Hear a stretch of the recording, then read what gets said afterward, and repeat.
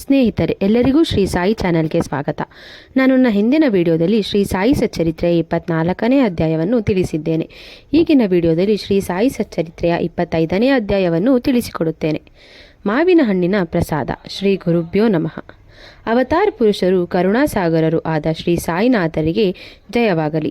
ಅವರಿಗೆ ನಮ್ಮ ಶಿರಸಾಷ್ಟಾಂಗ ನಮಸ್ಕಾರವನ್ನು ಅರ್ಪಿಸಿ ಅವರ ನಾಮಸ್ಮರಣೆ ಮಾಡಿ ಧನ್ಯರಾಗೋಣ. ಕರುಣಾಸಾಗರರಾದ ಸಾಯಿಯವರಿಗೆ ಬೇಕಾದೆಂದರೆ ನಿರ್ಮಲ ಹಾಗೂ ನಿಶ್ಚಲವಾದ ಭಕ್ತಿಯೊಂದೇ. ಭಕ್ತಿ ಹಾಗೂ ದೃಢ ನಂಬಿಕೆಗಳಿದ್ದರೆ ನಮ್ಮ ಅಭೀಷ್ಟಗಳನ್ನು ಬಾಬಾ ಅವರು ತಪ್ಪದೇ ಪೂರೈಸುತ್ತಿದ್ದಾರೆ. ಇದು ಸತ್ಯವಾಗಿದೆ. ಭಕ್ತರು ತಮ್ಮ ತನು ಮನ ಧನಗಳನ್ನು ಅರ್ಪಿಸಿ ಬಾಬಾರವರಲ್ಲಿ ಅಚಲ ಭಕ್ತಿ ಇಟ್ಟರೆ ಅವರೆಲ್ಲರ ಕಷ್ಟಗಳನ್ನು ಸಾಯಿಬಾಬಾವರು ದೂರ ಮಾಡುತ್ತಾರೆ.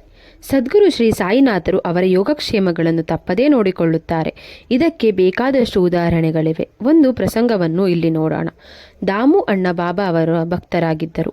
ಒಮ್ಮೆ ಅವರ ಸ್ನೇಹಿತನೊಬ್ಬರು ಪಾಲುದಾರಿಕೆಯಲ್ಲಿ ಅವರೊಡನೆ ಹತ್ತಿ ವ್ಯಾಪಾರ ಮಾಡಿದರೆ ಲಾಭವೆಂದು ಪ್ರಚೋದಿಸಿದನು. ಸಟ್ಟ ವ್ಯವಹಾರದಲ್ಲಿ 2 ಲಕ್ಷ ರೂಪಾಯಿ ಲಾಭ ಬಂದೇ ಬರುತ್ತದೆಂದು ಆ ಸ್ನೇಹಿತನು ತಿಳಿಸಿದನು. ದಳ್ಳಾಳಿಯು ಇದು ಸರಿಯಾದ ಸಮಯವೆಂದು ಹೇಳಿದನು. ದಾಮು ಅವರಿಗೆ ಯಾವ ತೀರ್ಮಾನಕ್ಕೂ ಬರಲಾಗದೆ ಬಾಬಾ ಅವರನ್ನು ಮೊರೆ ಹೋಗಲು ನಿರ್ಧರಿಸಿ ಈ ಬಗ್ಗೆ ಶ್ಯಾಮ ಅವರಿಗೆ ಪತ್ರ ಬರೆದನು. ಬಾಬಾ ಅವರು ಈ ಪತ್ರದ ಬಗ್ಗೆ ಶ್ಯಾಮ ಅವರನ್ನು ವಿಚಾರಿಸಿದರು.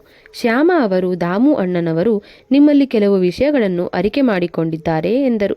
ಕೂಡಲೇ ಬಾಬಾ, ಅವನಿನ್ನೇನು ಬರೆದಾನು? ದೇವರು ಕೊಟ್ಟಿದ್ದರಲ್ಲಿ ತೃಪ್ತಿ ಇಲ್ಲದ ಅವನು ಅವಕಾಶವನ್ನು ಕಳಿಸುವಂತಿದೆ.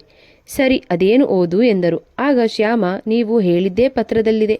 ಎಲ್ಲ ತಿಳಿದಿದ್ದರೂ ಸಹ ನನ್ನನ್ನೇಕೆ ಓದಲು ಒತ್ತಾಯಿಸುವಿರಿ ಎಂದರು. ಬಾಬಾ ಪತ್ರವನ್ನು ಓದುವಂತೆ ಮತ್ತೆ ಅವರಿಗೆ ಅಪ್ಪಣೆ ಮಾಡಿದರು. ಶ್ಯಾಮ ಅವರು ಪತ್ರವನ್ನು ಓದಿದ ಮೇಲೆ ಅದನ್ನು ಗಮನವಿಟ್ಟು ಕೇಳಿದ ಸಾಯಿಯವರು, ಅಯ್ಯೋ ಪಾಪ, ಈ ದಾಮು ಹಣದ ಚಿಂತೆಯಿಂದ ಹುಚ್ಚನಾಗಿದ್ದಾನೆ. ದೇವರು ಕೊಟ್ಟಿದ್ದರಲ್ಲಿ ತೃಪ್ತಿಯಿಂದ ಇರುವಂತೆ ಅವನಿಗೆ ಹೇಳು. ಲಕ್ಷ ರೂಪಾಯಿಗಳಿಗೆ ಅವನ ಚಿಂತಿಸುವುದು ಬೇಡ. ಅವನಿಗೆ ಯಾವುದಕ್ಕೂ ಕೊರತೆ ಇರುವುದಿಲ್ಲ. ನಾನು ಹೀಗೆ ಹೇಳಿದೆನೆಂದು ಬರೆ ಎಂದರು. ಇದೇ ರೀತಿ ಬರೆದ ಉತ್ತರವನ್ನು ಓದಿದ ದಾಮುರವರು ಈ ಬಗ್ಗೆ ಬಾಬಾರವರನ್ನು ಕೇಳದೆ ತಪ್ಪಾಯಿತೆಂದು ಭಾವಿಸಿದರು. ಪತ್ರಕ್ಕಿಂತ ಮುಖತಃ ಭೇಟಿ ಮಾಡುವುದೇ ಒಳ್ಳೆಯದೆಂದುಕೊಂಡು ಕೂಡಲೇ ಶಿರಡಿಗೆ ಧಾವಿಸಿ ಮಸೀದಿಯಲ್ಲಿ ಬಾಬಾರವರನ್ನು ಸಂದರ್ಶಿಸಿ ಅವರ ಪಾದಗಳನ್ನು ಒತ್ತುತ್ತಾ ಮೂಕರಾಗಿ ಕುಳಿತರು. ಆಗ ಅವರ ಮನಸ್ಸಿನಲ್ಲಿ ತಮಗೇನಾದರೂ ಈ ವ್ಯವಹಾರದಲ್ಲಿ ಲಾಭವಿದ್ದರೆ ಅದರ ಅಂಶವನ್ನು ಬಾಬಾರವರಿಗೆ ಅರ್ಪಿಸಬೇಕು ಎಂಬ ಭಾವನೆ ಬಂದಿತು. ಅದು ಬಾಬಾರವರಿಗೆ ತಿಳಿದು ಹೋಯಿತು. ಅವರು ನಸುನಗುತ್ತಾ, ಬಾಪು, ನಾನು ಪ್ರಾಪಂಚಿಕ ಲಾಭ ಹಂಚಿಕೆಗೆ ಪಾಲುದಾರನಾಗುವುದಿಲ್ಲ ಎಂದು ಬಿಟ್ಟರು. ಬಾಬಾ ಅವರ ಅಸಮ್ಮತಿಯನ್ನು ನೋಡಿ ದಾಮೋದರ ಅವರು ಈ ವ್ಯವಹಾರವನ್ನೇ ಕೈಬಿಟ್ಟು ಅಕ್ಕಿ, ಗೋಧಿ ಮೊದಲಾದ ಪದಾರ್ಥಗಳನ್ನು ವ್ಯಾಪಾರ ಮಾಡಲು ಬಯಸಿದರು. ಆಗ ಬಾಬಾ, ನಿನಗೆ ಇದರಿಂದ ನಷ್ಟವಾಗುತ್ತದೆ ಎಂದರು. ಬಾಬಾ ಅವರ ಮಾತು ಸುಳ್ಳಾಗಲಿಲ್ಲ. ವರ್ತಕರು ಶೇಖರಿಸಿದ ಧಾನ್ಯಕ್ಕೆ ಬೆಲೆ ಇಳಿದು ನಷ್ಟವಾಯಿತು. ನಂತರ ಅವರು ಇದ್ದುದರಲ್ಲೇ ಜೀವಿಸತೊಡಗಿದರು. ಗೋವಾದ ಅಧಿಕಾರಿಯೊಬ್ಬರು ಬಾಬಾ ಅವರಿಗೆ 300 ಮಾವಿನ ಹಣ್ಣುಗಳನ್ನು ಕಳುಹಿಸಿದ್ದರು.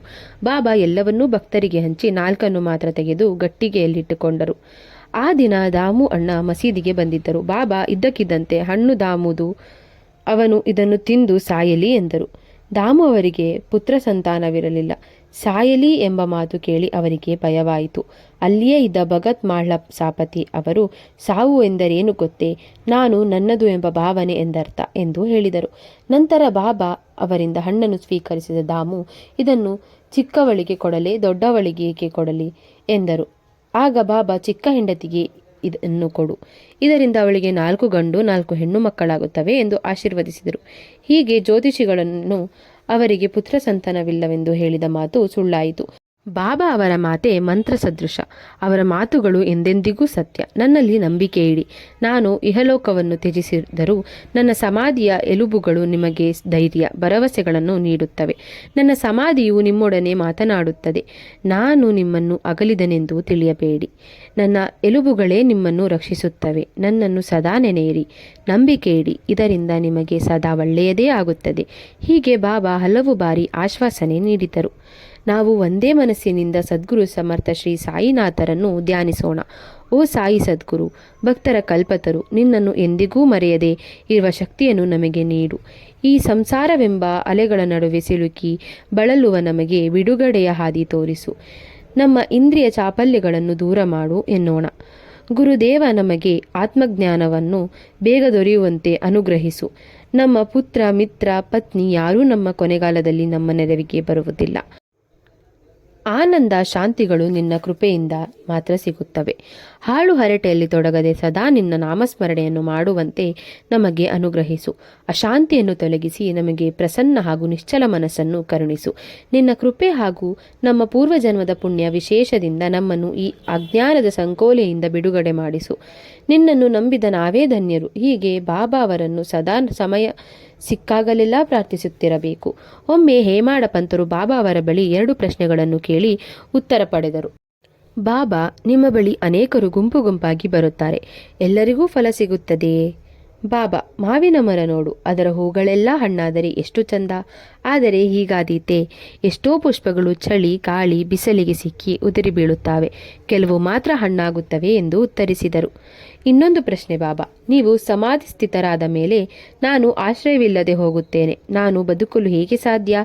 ಇದಕ್ಕೆ ಬಾಬಾ ಉತ್ತರ, ನೀನು ಎಲ್ಲೇ ಇರು, ಹೇಗೆ ಇರು, ನನ್ನನ್ನು ಸ್ಮರಿಸಿದಾಗೆಲ್ಲ ನಿನ್ನ ಬಳಿ ಇರುತ್ತೇನೆ. ಈ ರೀತಿ ಬಾಬಾ ತಮ್ಮ ಮಹಾಸಮಾಧಿಯ ನಂತರವೂ ಎಲ್ಲ ಭಕ್ತರೊಡನೆ ಮಾರ್ಗದರ್ಶಕರಾಗಿದ್ದರು.